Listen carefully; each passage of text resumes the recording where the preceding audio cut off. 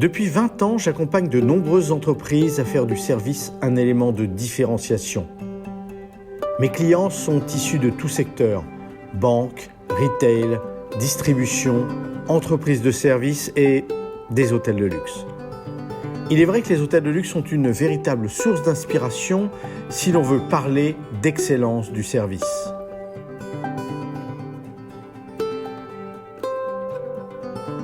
Dans le premier épisode, nous avions rencontré Jean-Claude Messan et avions partagé avec lui ses secrets concernant l'excellence relationnelle.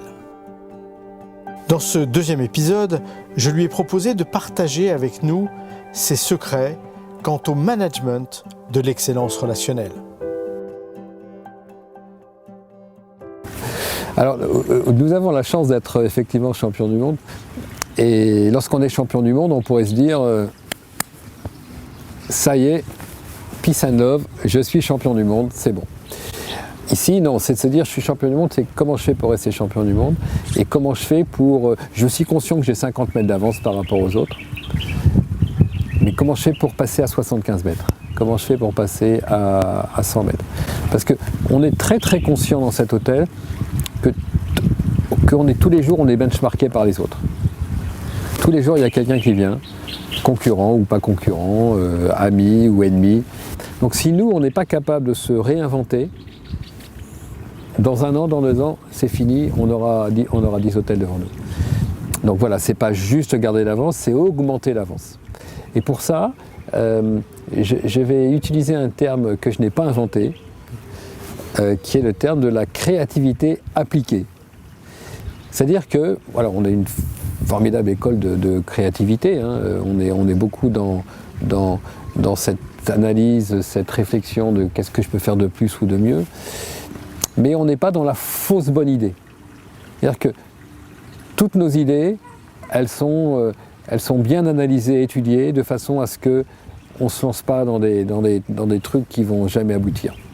Avant de sortir le service, avant de sortir l'idée, il y a un énorme travail d'étude, comme dans un laboratoire. Voilà, avant de sortir quelque chose, on va s'assurer qu'on a tout balayé, pour que le jour où on sorte cette nouvelle idée qui va nous faire gagner 10 mètres, 20 mètres, ça soit vraiment abouti, ça soit utile, ça soit vendeur, ça soit achetable, ça soit parfait. Donc c'est vraiment une démarche très importante et indispensable. Alors comment puis-je faire pour embarquer avec moi mes 35 seniors collaborateurs? J'ai la chance d'avoir des clones, hein. J'ai 35, j'ai des frères jumeaux, des triplés, des quadruplés, je ne sais pas comment ça s'appelle qu'on arrive à 35. Première étape, c'est, et je vais peut-être me redire, mais voilà, on partage tous la même vision. Donc on a tous envie de la même chose et on sait tous où on va. Et c'est une vraie quête de l'excellence, hein. Ensuite, il y a une énorme exigence. Donc j'ai une énorme exigence envers eux et eux ensuite sont chargés de traduire cette exigence envers les équipes. Donc finalement, mon job principal, c'est de m'occuper de ces 35 collaborateurs, de ces 35 senior managers. Et si eux font bien leur boulot envers les équipes, mon client sera heureux. Donc il y a une espèce de cycle. Et si mon client est heureux, il va revenir, il va dépenser de l'argent, etc., etc. Alors lorsque nous recrutons dans cet hôtel, nous avons une première approche qui est une approche d'attitude. Attitude, attitude, attitude. Si l'employé ou le candidat a un petit peu moins d'aptitude, ce n'est pas grave, s'il a la bonne attitude. Ici, nous sommes une formidable école de formation, d'éducation, puisque nous avons créé dans l'hôtel, il y a maintenant 4 ans, une académie de développement, de formation, où on intègre les collaborateurs, on les forme, on les développe, on les éduque. Donc, s'il lui manque quelques connaissances, quelques techniques de travail, ce n'est pas grave. Mais si il a envie, il montre qu'il a envie, si il a le sourire, s'il a la banane, si on sent cette motivation, on sent cette ambition, c'est gagné. Je signe, je prends tout de suite. Pour moi, c'est très très important. J'ai eu la chance d'avoir mon premier poste de DG à 33 ans, je crois. 33 ans.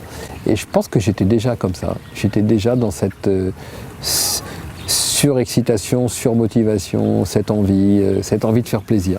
Comment je peux faire plaisir aux clients? Comment je peux embarquer mes équipes? Donc pour moi, c'est assez naturel.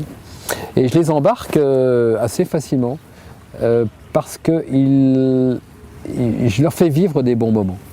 Je crée beaucoup d'événements pour eux, à leur attention.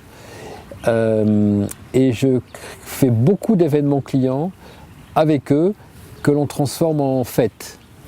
Donc on fait une fête pour le client, mais finalement c'est aussi une fête pour l'équipe. Tout le monde en profite. On leur donne du bonheur, on leur donne l'opportunité de grandir, de se développer, on leur donne envie de venir travailler, on leur donne envie de sourire, on leur donne envie de grandir. On fait depuis un certain temps des après-midi découvertes pour les équipes. Ça veut dire qu'on va dire à un collaborateur, mercredi prochain, je t'invite ou je vous invite avec votre épouse et vos enfants. Et on invite comme ça une quinzaine de collaborateurs. Et ils viennent passer l'après-midi, un goûter, un cocktail, les enfants, des cadeaux pour les enfants. Et le collaborateur montre à son épouse ou à son époux ou à son compagnon et à ses enfants son lieu de travail. Son atelier si c'est la maintenance, sa cuisine s'il est cuisinier, son bureau s'il est en administration, le riad s'il est valet ou femme de chambre. Et on voit la fierté du collaborateur, de la collaboratrice, qui montre à ses enfants, regarde c'est là où papa travaille. On voit la fierté des enfants, on voit la fierté de la femme ou de l'époux qui se dit oh, c'est ici qu'il travaille ou c'est ici qu'elle travaille. Mais ils viennent tous me voir après en me disant monsieur c'est extraordinaire, merci de nous avoir fait vivre un moment aussi extraordinaire. On a eu la chance de passer une après-midi dans cet hôtel qui est unique, qui est une icône, qui est la vitrine du royaume. Ici, la priorité principale, c'est pas de dire on va gagner beaucoup d'argent. Mais on va gagner beaucoup d'argent parce qu'on rend des clients heureux, on rend des équipes heureuses. C'est ça qui fait qu'il y a cette espèce de dynamique, ça va remplir l'hôtel, le business rentre, les clients vont dépenser de plus en plus d'argent et les résultats seront bons. Mais on ne part pas du principe en disant aujourd'hui on gagne de l'argent. Non, non, aujourd'hui je rends des gens heureux, je rends un client heureux et je lui donne l'envie de revenir. Et je pense que c'est le plus important et c'est la première marche du cycle vertueux. Demain, je leur dis on part sur la Lune. Je pense qu'une très grande partie me dira on part avec vous patron, sans savoir comment, quand, ce qui va se passer et s'il y a une chance de revenir. Donc il y a une relation qui est assez fusionnelle, basée sur une motivation commune. Je suis un motivateur 24 heures sur 24 pour eux. Je dois leur servir d'exemple, je dois être juste avec eux, je dois être intègre, je dois être présent, à l'écoute et être le guide, un fameux guide, ce fameux guide, coach, mentor, je ne sais pas quel est le bon titre, mais ils doivent savoir que je suis toujours là, au cas où, pour les aider, pour les guider.